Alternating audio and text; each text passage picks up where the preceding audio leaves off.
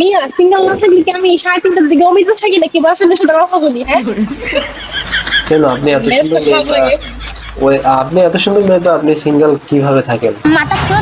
সুন্দর মনে হয় না আমি সুন্দর, first of all. Second of all হচ্ছে কে বলছে ভাই এই কথাটা, কে বলছে?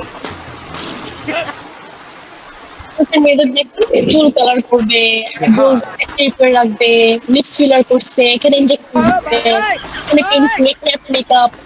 আমি তো ওগুলো করতে পারি না, আমার ভালো লাগে না। ম্যানেজ করতে হবে, কাজগুলো বুঝাই দিতে হবে, ডেডলাইনস গুলো ম্যানেজ করতে হবে, ইমেইলিং করতে হবে, কথা বলতে হবে, মিটিং থাকবে সেটা রিপ্রেজেন্ট করতে হবে, কোনো নতুন প্রেজেন্টেশন থাকবে সেটা নিয়ে কথা বলতে হবে, ইমেল চার্টার্স বানাতে হবে, অনেক কিছু। পুরো কোঅপারেটিভ শিট, মানে একদমই বোর হয়ে যাবেন, মানে সিরিয়াসলি। আপনার আপনি ঠিক আছেন?